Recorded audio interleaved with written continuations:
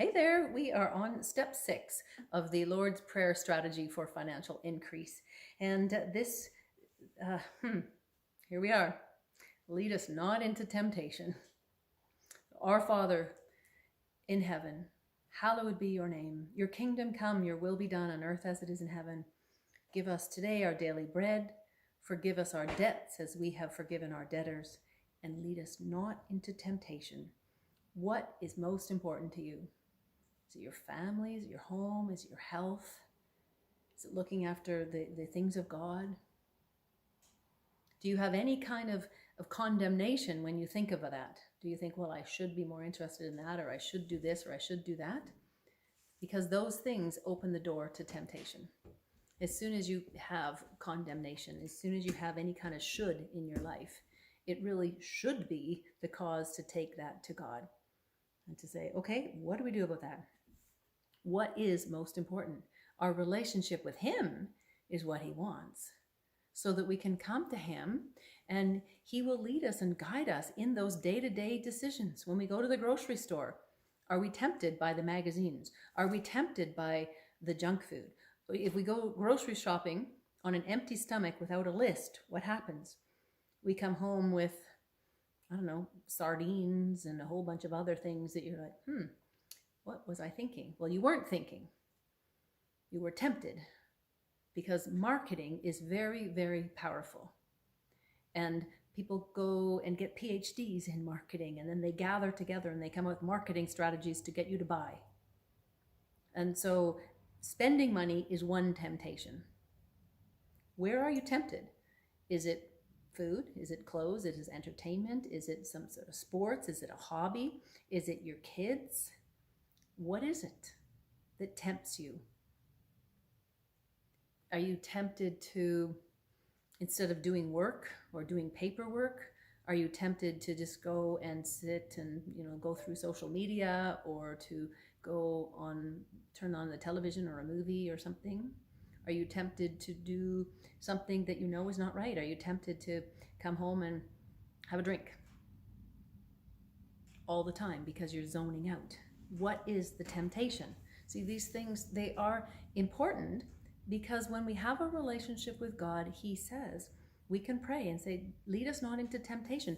Not lead us not into judging everything and condemning ourselves and denying the desires that He's put in our heart, but lead us not into using our finances in a way that is not fulfilling His purposes for our life. And that can even be with some good stuff. There's always an opportunity of a lifetime for investing. And some of those things are great, but are they right for you in this particular time? I've got people that come to me regularly and say, well, what do you think about this? And what do you think about that? And let's use cryptocurrency and Bitcoin and some of the kind of stuff. Gold even, what's wrong with gold? Absolutely nothing is wrong with gold.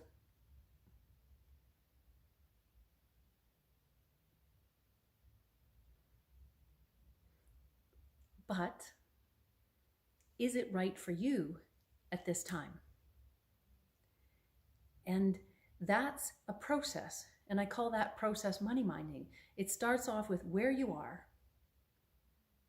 What are the desires that God's called you to? What's the gap between where you are? So if we look at the prayer strategy, it's what are the blessings that you have? What are the desires? And then how is God going to lead you to multiply the blessings? He's going to pull you along with the desires of your heart. And that's really, really important to know, because as soon as you recognize that there's a desire, it can open up a gap. That's why you start with your blessings.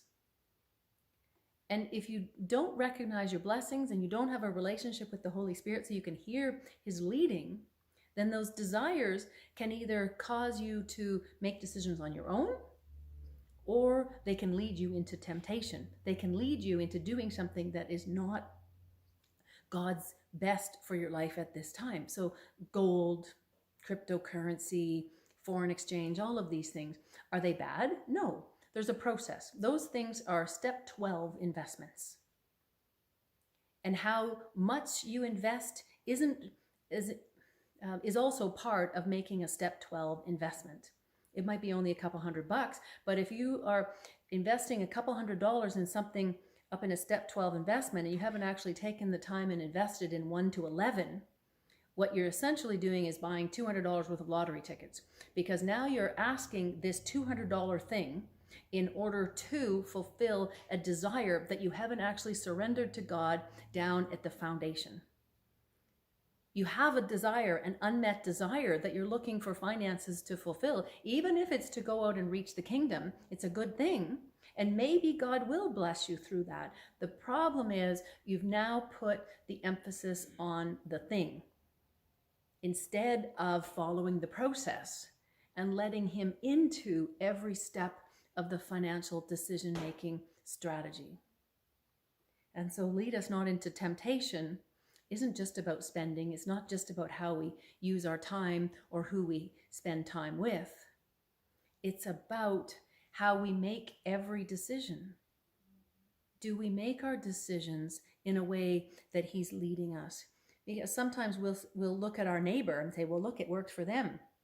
Or somebody will say, hey, I'm doing this, you should do this with me. And maybe it's a good thing for them. But how do we know that it's God's best for us? We have to invest the time to sit quietly and to posture ourselves with him, as we talked about in step 1. And say, Lord, what do you want for me, for my life, my marriage, my family, at this particular time with this particular opportunity? Is this the right thing right now for us? Is this where you are leading us? And maybe it is.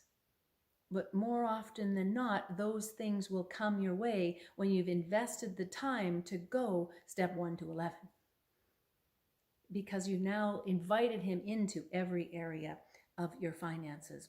So we don't want to deny that there's desires, and we don't want to cover the desires, as we've talked about. We want to plan our spending, to be intentional with our spending, to be intentional with how we use the tools of the world, to be intentional with our investing, to be intentional with how we create income, and where we give, and how we sow, and what field we are sowing into. What is the size of the harvest for the day?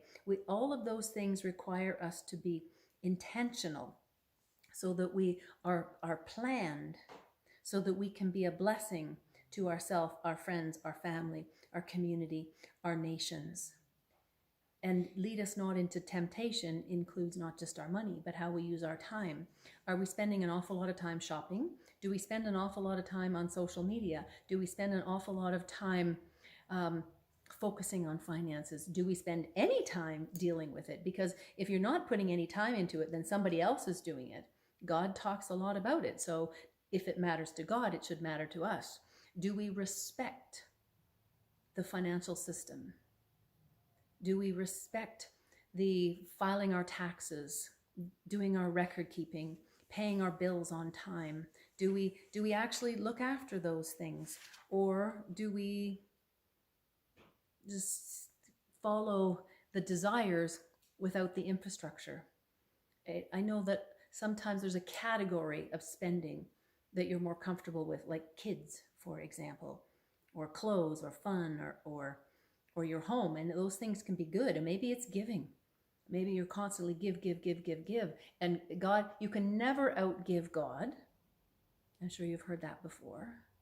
Which means then what systems do you have in place that facilitate the receiving of more? Because if he gives you the seeds to plant and the field to plant so that you can overflow with blessings to others and all thanksgiving to him, and that he's going to continue to increase the size of your harvest, you need to be in a position to receive that. And that means recognize that you are worthy, recognize that you are called, recognizing that you have a purpose to fulfill. And all of those are your priorities. You will not be led into temptation when you know that God's called you into something. So you want to pray about receiving. You want to pray about receiving the reward. You want to pray about the ideas that are then going to let you focus and to follow through on your priorities, so that in all things, at all times, you will have more than enough. Ultimately, it's about having your cake and eating it and sharing it with others at the same time. So What things are you tempted with? What does the temptation look like? Is there guilt and condemnation with it? Does it serve others? Does it bless God? Can you plan the rewards? Many, many, many years ago, something I read or heard encouraged us to use cash. So we got change. And in the change, we received $2 coins. And we received all kinds of things, but we decided that a $2 coin, in Canada we call those toonies, our toonie would have a specific purpose, so that it was intentionally set aside for the purposes of the three of us, my husband and our daughter and I, eating in restaurants. And really, we like to order pizza, so dining out. We discovered along the way that a coffee cup holds $300 worth of toonies. But a $2 coin, because we gave it a purpose and it was intentional, it actually helped us stay away from temptation. It gave us a reward for something that we enjoyed doing. We liked to go out to eat. My husband is a chef by trade, and he does all the cooking. And you know what? He likes to have a break from cooking. And we like pizza. We like sushi. We like to go and bless others in restaurants. And so that $2 coin to this day, and this goes way back to when our daughter was little, it was one of the things that was established when we were teaching her the value of money. And there is a whole teaching on the website on teaching your kids about money on moneyminding.com. But when we were teaching her the value of money, that's what we set up. And so to this day, a $2 coin has got way more value than $2 because it has purpose for our family, and it helps keep us out of the temptation to, oh, I'm hungry, let's just go eat. It helps keeping us from the temptation of bringing on guilt or condemnation into something that we actually enjoyed. It gave us memories, so it became a blessing, our $2, our toonie fund. So as you're looking at your homework for this week, what is it that you can use your time and your money to be intentional with, to help realize a desire today? And when you realize the desire, then that will keep you out of temptation. Can you make a list? Can you create a system? Where are you tempted? And if it's something illegal or immoral, then you need to take that to God in a separate prayer. But can you come up with a system and a strategy in order to be intentional, to receive the reward, and to stay focused on your priorities? Our $2 coin was a blessing to us as a family. What's your blessing? What are those small things that you can do? I taught some of these strategies to somebody who's a multi-millionaire, perhaps billionaire. And I remember when first time I drove up to her home, I think, whoa, this is unusual. I thought I was going to teach budgeting. And I was. Because there was somebody with great wealth who wanted to make sure that she herself was using her money on a day-to-day basis in a way that honored her values and that she could teach her children. She was teaching the values. She didn't want to be restricted, but she wanted to know she wasn't being ripped off, that she was being purposeful and intentional and blessing those that were the recipients of her spending, and it was teaching good value to her children. It was beautiful, absolutely beautiful, because we tend to think that people that have access to lots of money, that, oh, they just never think about it. Or I hear lots of people that have maybe no wealth or mediocre wealth, and whatever that is, that's a very subjective term, but let's just say average wealth. Oh, I don't think about money. I don't care about money. I don't deal with it. And yet that's where we can get led into temptation, and we're not being intentional, and we're setting a precedent, and we are not passing on blessings when we don't pay attention to it. And so as you pray through step 6, lead us not into temptation. Think intention, think reward, Think small things. Think through where you are tempted. And then bring God right into those places and say, Lord, how do we deal with this? How are you going to help me deal with that? And no condemnation, no guilt, no judgment, no envy, no jealousy, because we've already dealt with that in the forgiveness of debts. God bless.